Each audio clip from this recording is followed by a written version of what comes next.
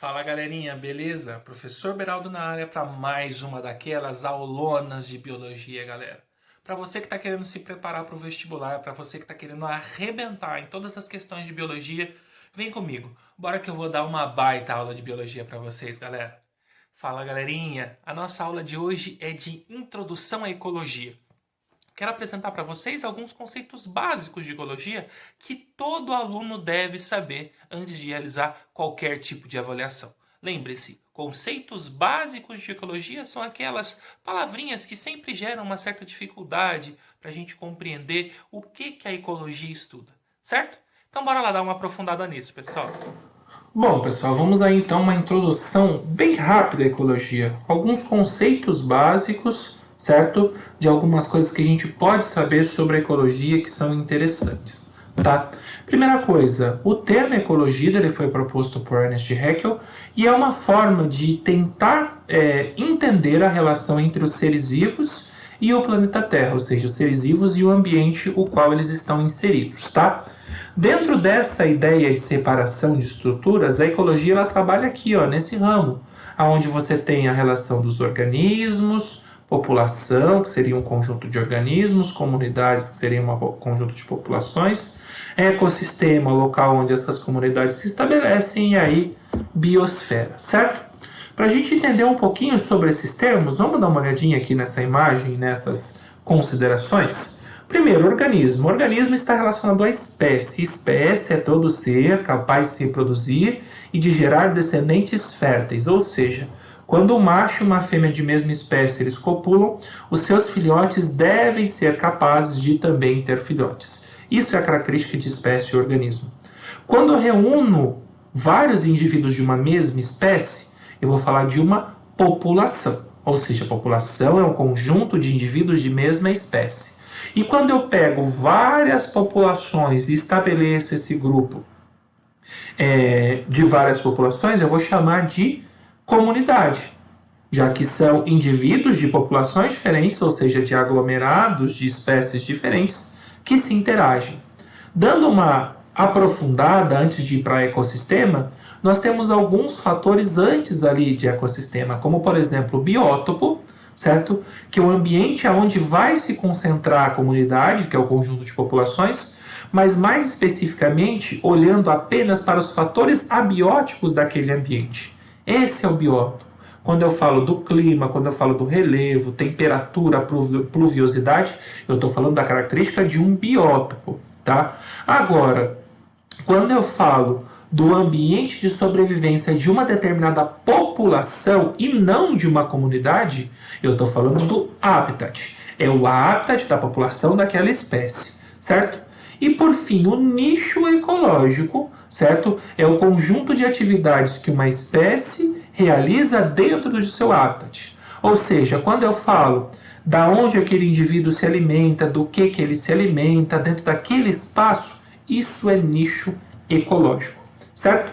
Agora, um ecossistema, ele mostra todas as relações e os fluxos de energia e nutrientes existentes por diferentes populações, diferentes comunidades dentro de um espaço, tá? Isso é o ecossistema, então eu vou olhar tudo que é abiótico, tudo que é biótico, fluxo de energia, ciclo de nutrientes, por esse conjunto aí de populações, formando uma comunidade dentro de um espaço. Isso é ecossistema. E por fim, quando eu olho todas as interações em todas as estruturas globais, todos os processos globais, eu estou falando de biosfera. Vou dar algumas características dos biomas só para vocês. Não quero ficar muito de enrolação, não. Você vai precisar saber aquilo que cai nas provas, certo? Dentro das questões de biologia, dentro das questões de ecologia, vamos dar uma olhada o que a gente precisa saber sobre cada um dos biomas e os impactos que eles vêm sofrendo aí ao longo da evolução do nosso país, por exemplo, certo? Então bora lá estudar, galera. Certo. Os biomas, pessoal, eles são divididos de acordo com um conjunto de características morfoclimáticas, características de solo, clima, relevo, tá?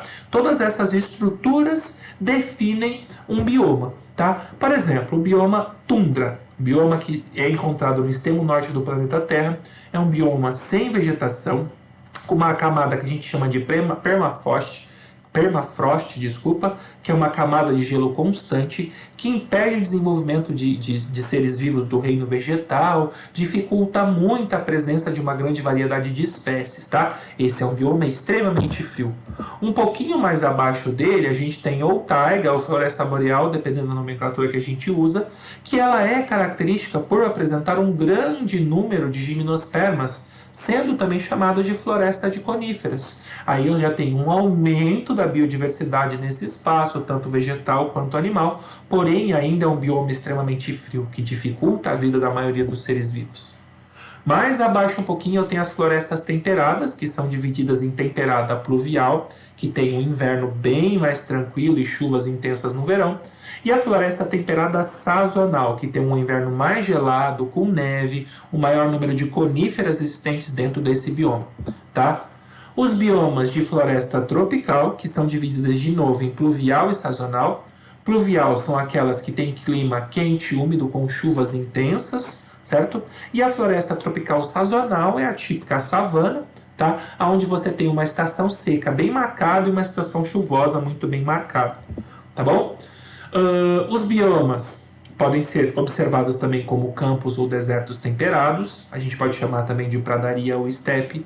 Você tem ali um clima temperado, um clima ameno e também épocas do ano bem secas.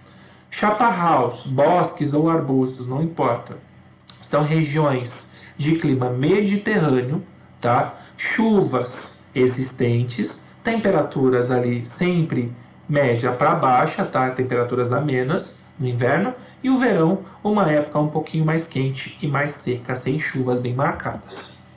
Desertos são aquelas regiões com altíssimas temperaturas e chuvas bem raras, tá? Esses são os principais desertos do mundo aí apresentados. E também temos os biomas aquáticos para serem observados.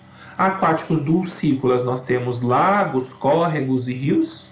E os biomas aquáticos marinhos nós temos recifes de coral, que são o berçário da vida marinha, né? Eles são extremamente importantes para a biodiversidade marinha de vários grupos de seres vivos, como crustáceos, moluscos, peixes, artrópodes, né? No grupo dos crustáceos, equinodermos, poríferos, quinidários, todos eles ocupam esse ambiente chamado de recife de coral e serve para berçário e esconderijo e fonte de alimento para várias espécies.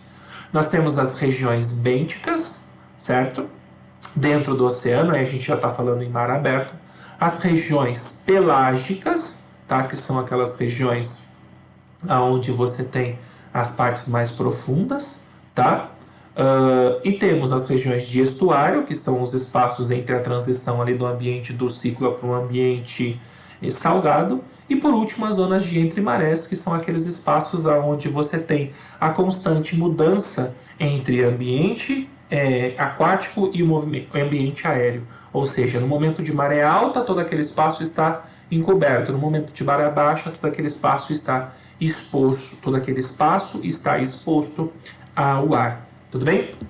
Agora falando especificamente sobre os biomas brasileiros. Eu tenho aqui, ó, biomas gerais, tá? Bioma Amazônia, Caatinga, Cerrado, Pantanal, que às vezes, dependendo da literatura, não é considerado um bioma, já que ele é uma região de transição que traz características do Cerrado e da Amazônia muito bem definidas, tá?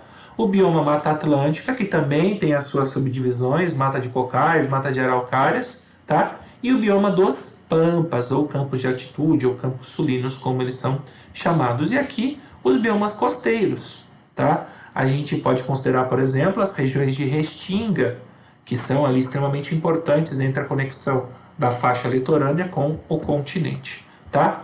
Vamos falar dos biomas principais, então. Bioma Amazônia, quente e úmido, tá? Clima quente e úmido, uma vegetação muito diversa, número de animais muito diverso, uma biodiversidade vegetal e animal incrível, tá? Característica principal da Amazônia, presença de um solo pobre, arenoso, certo? Mas com uma camada de matéria orgânica superficial muito espessa, que dá sustentação a toda essa floresta, tá? O grande problema da Amazônia é a expansão que a gente encontra hoje da agricultura, tá? Que acaba explorando o solo, tirando essa camada superficial de matéria orgânica, expondo o solo ao ressecamento e automaticamente você tem o processo de desertificação desse bioma, com o avanço constante das regiões de caatinga para dentro do espaço da Amazônia. Tá? Isso é um problema muito sério ambiental, onde a gente tem uma perda de biodiversidade vegetal e animal infinitamente grande. Tá?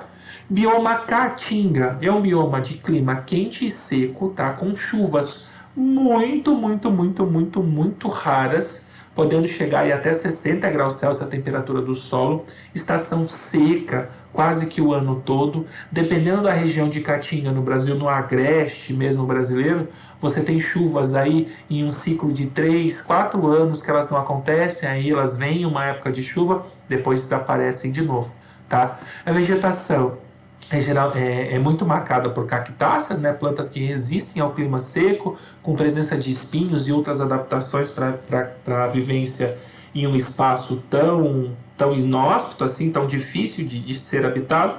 Animais de pequeno porte, tá? Muitos répteis, muitas aves, alguns mamíferos pequenos, tá? Isso está relacionado com a capacidade de sobrevivência nesse ambiente com pouca quantidade de água, certo? E esse é um bioma que é pouco, digamos assim, conhecido pelas suas condições tão extremas, tá? de calor e de falta de umidade nesse espaço. O bioma cerrado tem clima quente e seco também, porém chove muito mais do que na Caatinga quando comparado com ela em taxa de pluviosidade. Também temos uma vegetação e um grupo de animais muito biodiversos. Tá? É o segundo maior bioma brasileiro, porém tem solos extremamente pobres e ácidos. Tá? Isso faz com que as plantas cresçam aí com os caules retorcidos, tanto para evitar a alta iluminação quanto por essa baixa nutricional. Certo?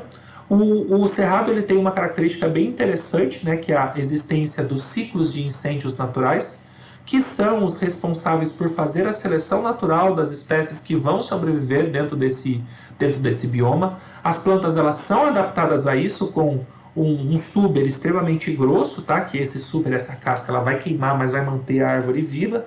E logo após esses ciclos de incêndio, nós temos o reaparecimento das folhas, flores e frutos no cerrado, ou seja, eles são relacionados evolutivamente com essa característica do incêndio.